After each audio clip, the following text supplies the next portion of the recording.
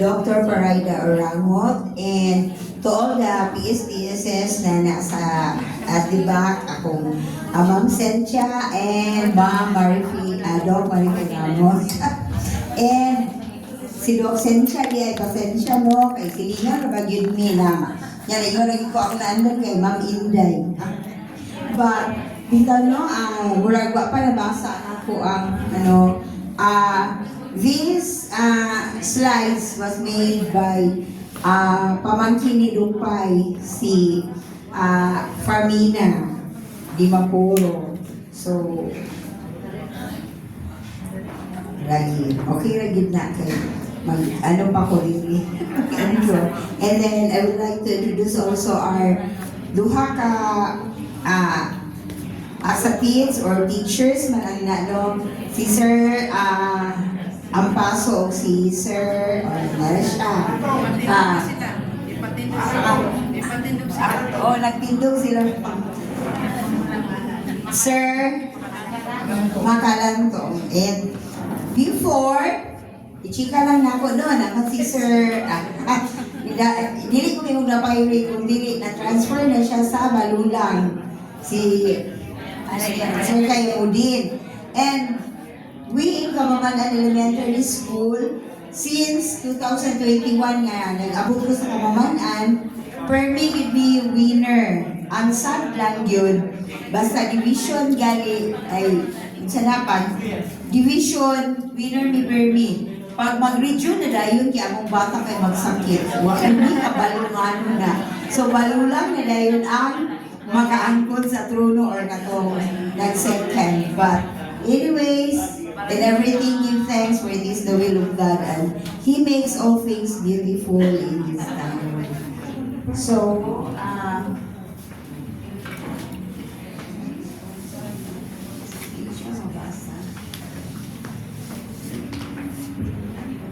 you expose akong pagka ako may nagawin sa mic, ang akong pagkamatay.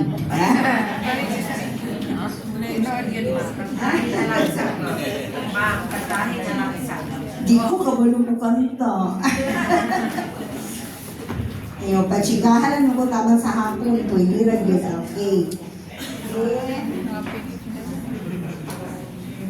Ang 126 na according to Sir Rodel Galina na wala na tag, but actually it is 100% na natag. We have sa grade 1, 21 enrolled, 23 sa grade 2, so we have a total of 126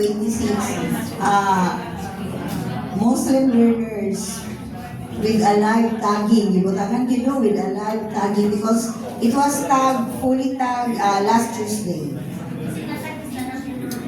Okay. We have the classroom. Actually, duha man ta na, but we decided nga isa lang para ma-focus kuno ang pag-beautify. Kaya nakatubes dupay na to. We maintain the surroundings of cleanliness, functional and comfort room, well-ventilated room. Kaya it was related at the third floor, magkuros-kuros ang wind. And next slide, please.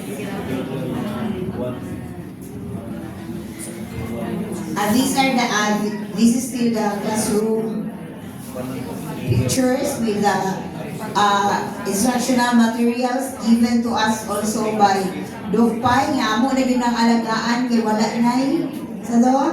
na next na issue because of the procurement, bago ng procurement hagyunta. Okay, next. Di ba kompleto mi sa mga yes, we are so blessed and thankful to our MEP Division Coordinator for that one. And then, ang amo pong alive is also kanang given kung unsay nahatag sa among mga teachers, gihatag yapon sa ila. Okay, so sa kumilig nagway ba? Si Doc Pai, she really monitored our Samoa sa Kamamanan Elementary School. Okay, next po. O diba? Ano din kayo sila because they really use their kanang mga gadget and gihatag or the instructional materials given to them. For their learning and development, naka-attend sila training for their education as a kids. Then, Sa amo pong inset, they are always fun. Okay. The best practices is we conducted monthly Islamic seminars for our parents and other stakeholders in the community. Conducted one-on-one remediation with the learners and conducted one-on-one coaching for the prospective candidate for any competition. O ayan, di ba, with the uniform pa? That is our accomplishments are for 2025 participation. Sis Alive Learners, Setli, Hamela Patad, and Ustad Usama Ampaso have participated and represented the Division of Cagayan de Oro City. Makikinig pa nga, nandi yun tagalahos mo yun. Okay, and yes, during the art presentation and participation, wala siya. We were, yes. During our SIS intramurals, they also participated. And we administered the first quarter exam for the school year 2025-26 actual classroom situation for same school year. They attended the World Teachers Day. Sorry lang po, kaya wala sila appeal ato, no? And then the Edmonton with the NCMF office attended as judge during the Quran competition. Extended support to the revert Muslims in the community. And we participated and cooperated in the moon sighting activities. Di ba? Excited tayo. Enjoys nila. They also participated in the charity giving to the community initiated by National United Olamar Region 10. So time is up. Ay last 1 minute.